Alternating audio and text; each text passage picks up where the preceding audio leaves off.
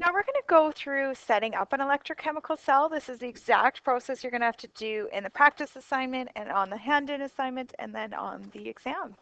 Okay, so we want to create an electrochemical cell, and I'm going to tell you we're using aluminum to aluminum 3 plus and solid lead to lead 2 plus. Our task, we need to determine the two half reactions involved.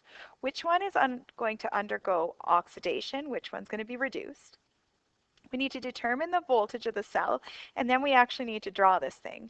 And we have to have all of the following things in our drawing. We have to have the two half cells, including the electrodes, the electrolytic solutions.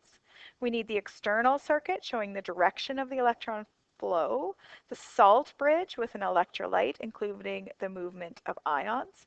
We need to label the anode and the cathode, and we need to label the positive and negative posts.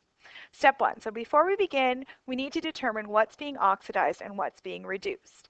Then we can calculate the voltage of the cell.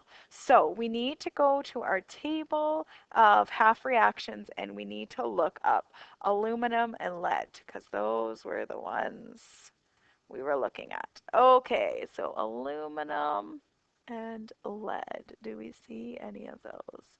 Aluminum and lead. Here's lead. So lead is negative 0.13.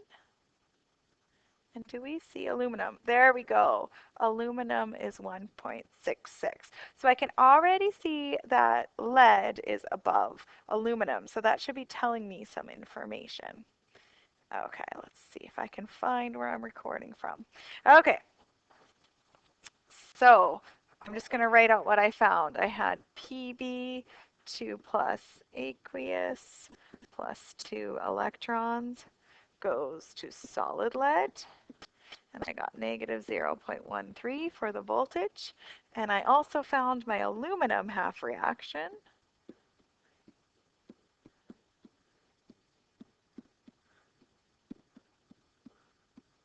And that had negative 1.66 volts. Okay, since lead has a larger electrode potential than aluminum, lead will be reduced. We keep lead the way it is. And aluminum will be oxidized. So we will reverse the aluminum equation and reverse its sign. So this sign right here is what I'm talking about. Okay. At this point, we're also going to identify what is being oxidized and what's being reduced. So reduced is what stays the same, and oxidized is what we changed. So reduced, what stays the same is that lead reaction. So Pb2 plus aqueous plus 2 electrons goes to Pb solid. And we have negative 0.13 volts. Oxidized, we're going to switch. We're going to write the reactants as products. So we're going to write this side first, then that side. So aluminum solid goes to 2Al. Sorry, I'm going ahead here. Goes to Al 3 plus aqueous plus 3 electrons. Now we switch this sign. It becomes positive 1.66 volts. Step 3, we can now calculate the cell voltage. A useful tip, if you know you've switched the correct equation when you get positive. So when we add these two things together, negative 0.13 and 1.66, we are going to get positive. All electrochemical cells have a positive voltage. Another key thing to know, and this is brand new, we must balance the two equations for electrons before we add them together, but this will not change the value of E. So we're going to do some balancing. Okay, and we're going to do that. I think I left it here. Okay, so I have my reduction, which is Pb2 plus 3 electrons, 2 electrons, goes to PB solid, and I have negative 0.13 volts. Okay, we have a red cat, so this is the cathode. Okay, because that's what it said we have to do. We have to decide what's the anode and what's the cathode, and we do that by red cat. Remember, anox, red cat.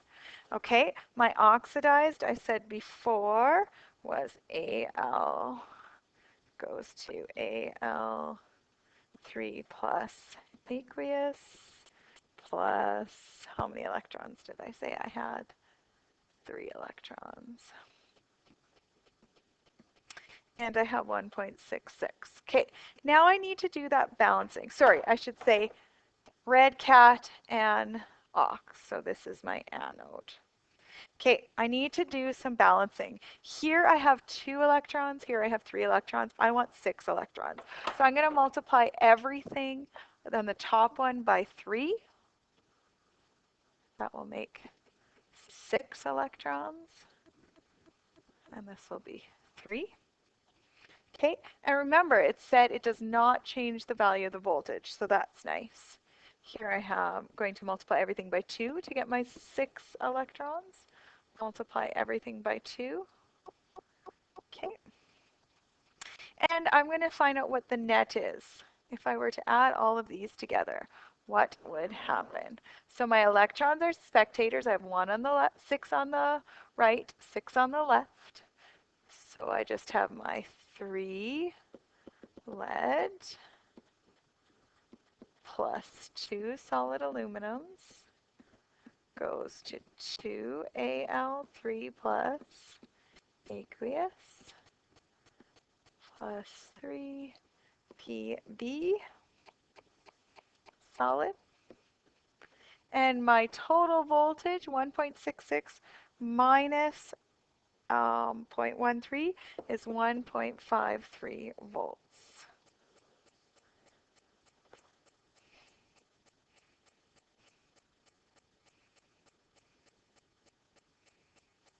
Okay.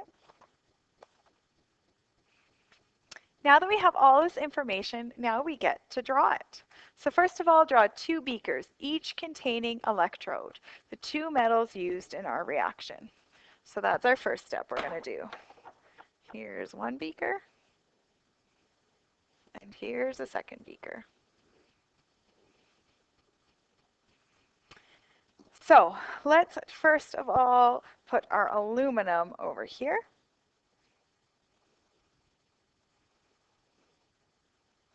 This is aluminum. And let's put our lead over here. So just solid pieces of metal. Now we need to add an electrolytic solution. Okay, we almost always use NO3. NO3, according to solubility laws, is very, very soluble. And I'll show you where I got that information from. It's back in your data table. Which one did I find that in? NO3. Right here.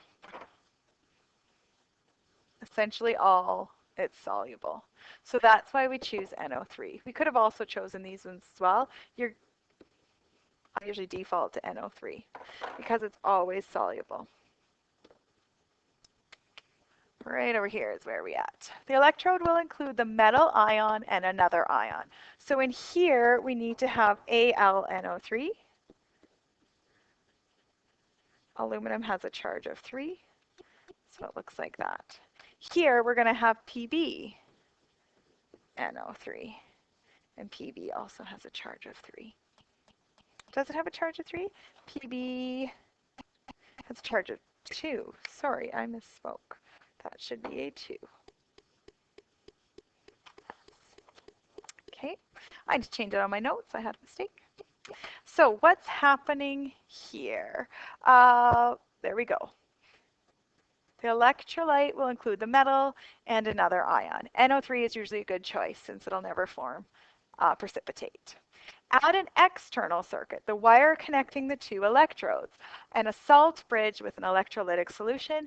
KNO3 is often a good choice. K is very, very soluble as well in solutions, so that's why we chose that.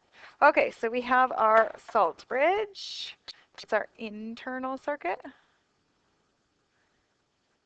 Okay, here's our salt bridge. And we're going to put KNO3 in it. Okay. And we need our external circuit. So we need to have a wire that comes along. We need to have a voltmeter or a bulb right here connecting those two together. Okay. Couple things we have to add to our diagram. The direction of the electron flow. So it goes from the anode to the cathode. Well, we already decided earlier which was the anode and which was the cathode. We said that lead is the cathode because reduction happens there. Red cat. So lead is the cathode. So here we have our cathode.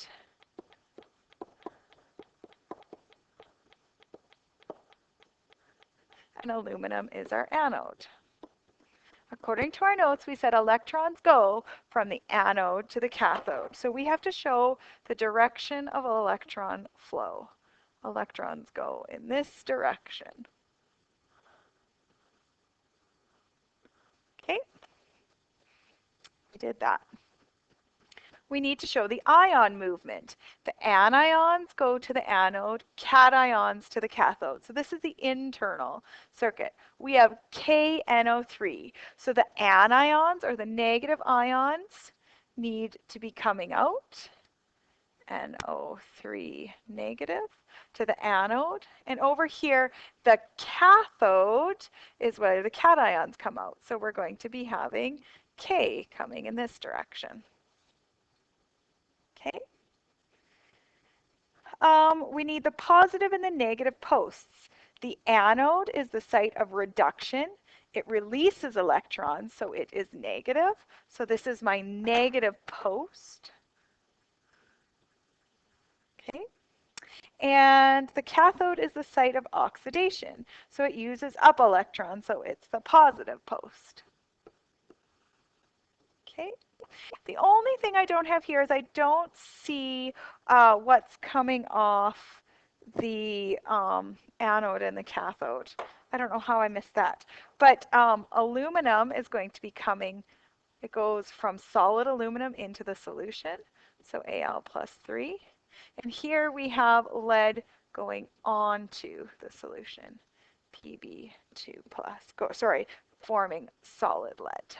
So this is all the steps you have to do to draw a good electrochemical cell. I have 3 examples, 3 practice problems, and I've included the solutions. So I want you to print both the practice and the solutions and use them to try and help you further understand what's going on.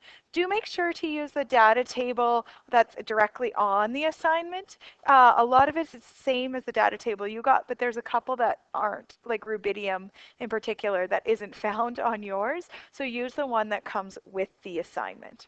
Okay?